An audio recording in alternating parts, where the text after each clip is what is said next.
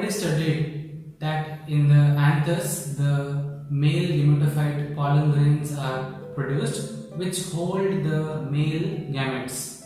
Similarly, in the pistil, inside the embryo sac, the female gamete egg cell has been produced. Now, both these male and female gametes are non-motile. They cannot move.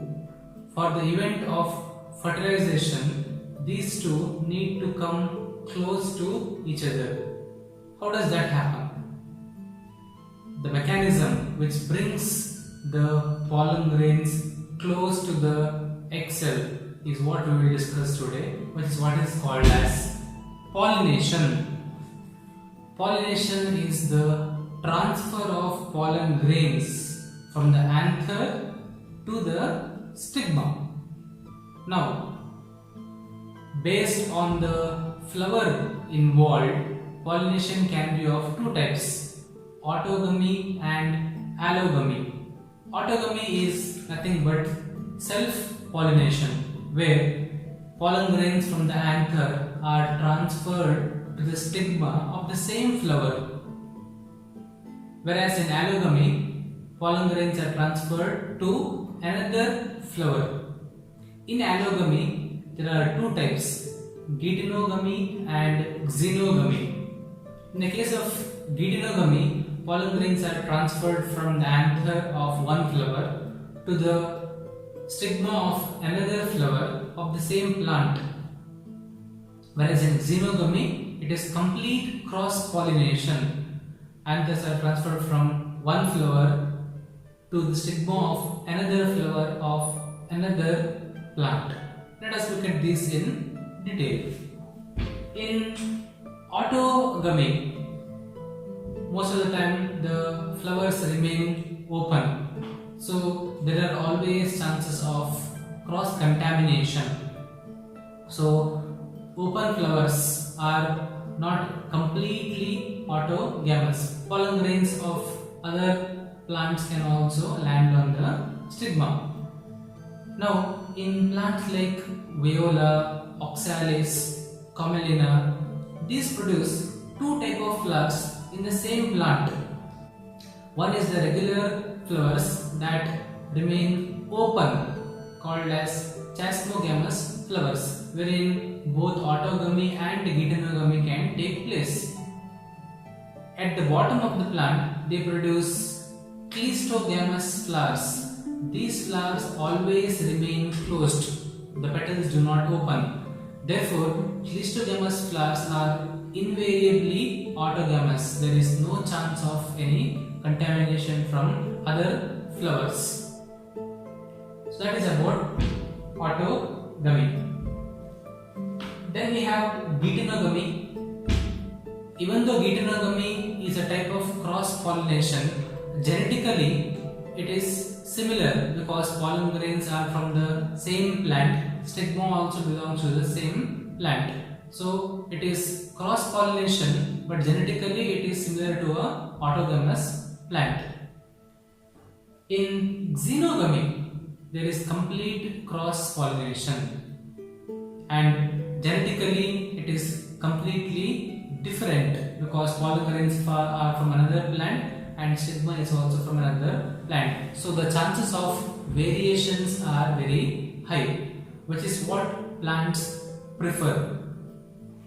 One of the advantage of autogamy is that these flowers are not dependent on pollinators, and the case of cleistogamous flowers, seed set is assured because self-pollination will invariably take place.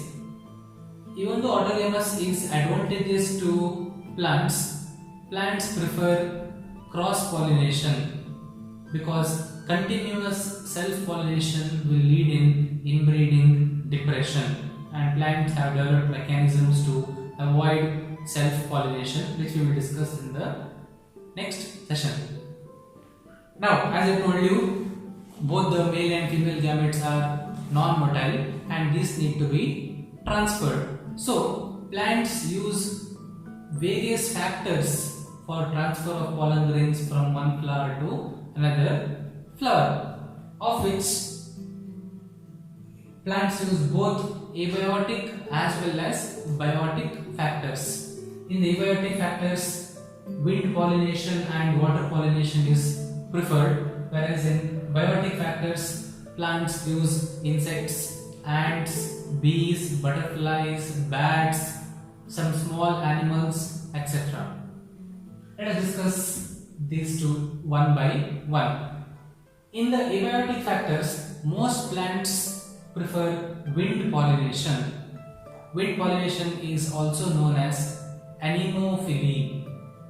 Now, in order to undergo wind pollination, plants they have certain adaptations. One of the important adaptations of wind pollinated flowers is that they produce large number of pollen grains. This is because there is uncertainty over pollination, whether the pollen grains will be carried and whether they will land on the stigma or not. So when compared to the number of ovules, the number of pollen grains are many in number. This is true for both wind pollination as well as water pollination. It is a common point. Now, because the pollen grains are transported by wind currents, the pollen grains need to be light and non-sticky. This is another feature of flowers. Not only that, the stamens are well exposed to the wind currents. When the wind currents come, anthers can be easily carried by the wind. Not only that, the pistil it exhibits large feathery stigma, so that this feathery stigma can trap the pollen grains easily.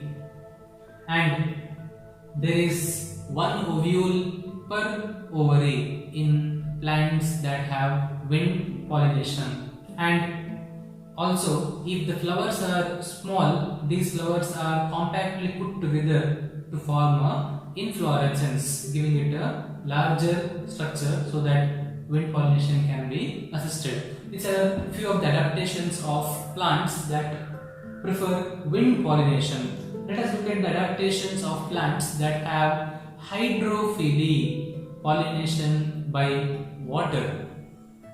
Now, this usually takes place in aquatic plants. Not more than 30 to 35 genera in the entire plant kingdom, they have the hydrophily. In hydrophily, again you can see three different examples. Example number one is plants like water lily, lotus, etc. Even though these are present in water, they don't use water for pollination. The flowers are pollinated by insects. Example, lily, lotus. Then we have plant example, Vallisneria. In this case, the plants are submerged under water. Now, during the time of pollination, the pollen grains are released on the surface of the water. It is not underwater, it is on the surface of water. These pollen grains are carried by the water currents. The female flower, the stalk grows long and then it comes above the water level. These pollen grains, they are carried by the water current and then they land on the stigma. As soon as pollen grains land on the stigma, flower closes and once again it is taken back inside the water. This is in Vallisneria. In another type, Zostera, sea grasses. Here, both the male and female flowers are present inside the water. Pollination is taking place underwater. Pollen grains that are produced, they have a mucilaginous covering which will prevent them from getting wet from the water. There is an adaptation of that. And pollen grains are ribbon shaped and long and ribbon shaped, which will help them in moving underwater. So in this case, pollen grains are carried under water.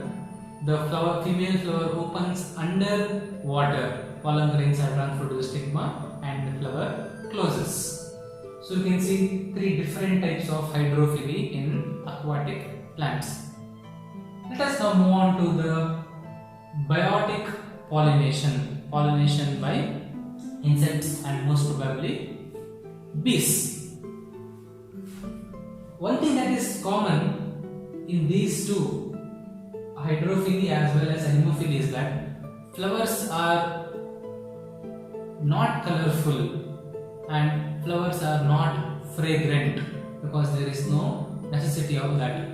Whereas in flowers that have pollination done by living organisms, for example, insect pollination is called as entomophily.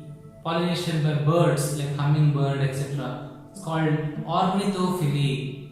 Pollination by animals is called zoophily. Pollination by bat, cryptophily. So these flowers, they need to attract the pollinators towards them. Therefore, they produce large, colorful flowers. And most often, these flowers are aromatic. They have a pleasant fragrance which will attract the bees, butterflies, and the birds towards them.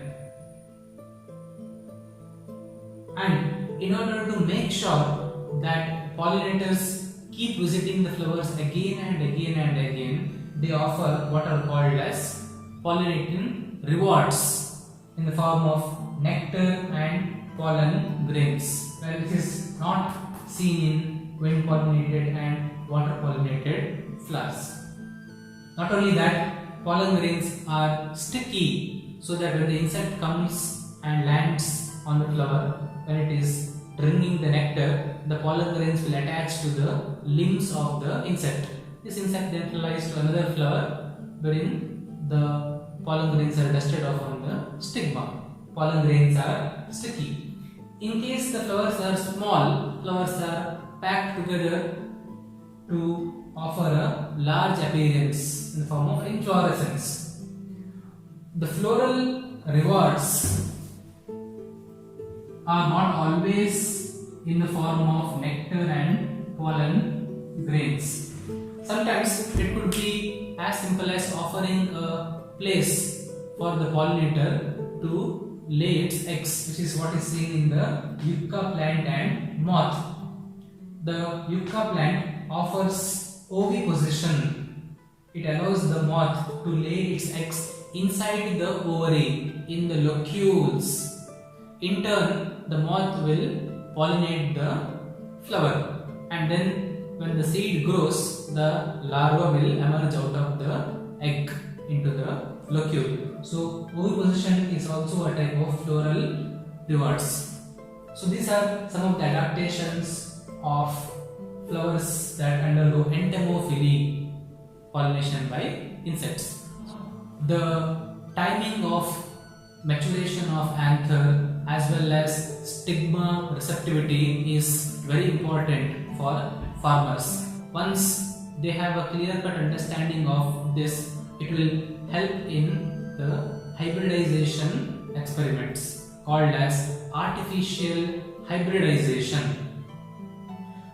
We know that farmers need desirable characters in a single plant, so they often go for hybridization, that is combining desirable properties of two or more plants in a single plant and developing a commercially viable variety. That is what is artificial hybridization. For instance, there is a plant where the yield is high and there is another plant which is insect resistant.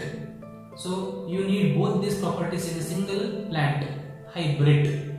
What do? You collect the pollen grains from this plant and dust it off on the stigma of this plant. So both the characters are mixed in a single plant which can be commercially used. Now, in this case of artificial hybridization, two techniques are used by the farmers to create a hybrid. In the case of a female flower that is bisexual, meaning which has got both stamen and pistil, emasculation is done first, emasculation is nothing but removal of the anthers from the floral bud. Before the flower opens, manually using a forceps, these stamens are removed. And then the next step is bagging.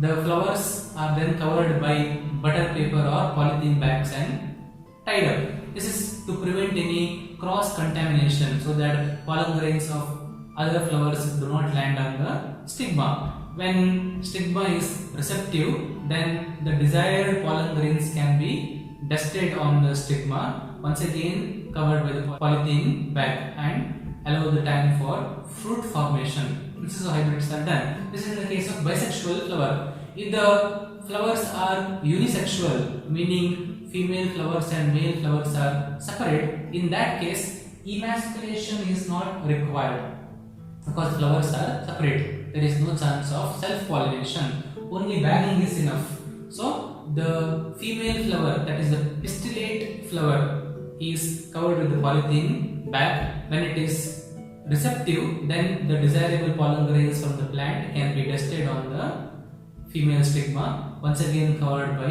polythene bag, and allow for fruit formation. This is how the knowledge of anther and pistil maturity will help in artificial hybridization using techniques of emasculation and bagging. Let us now move on to the next topic. What happens when the pollen grain lands on the stigma?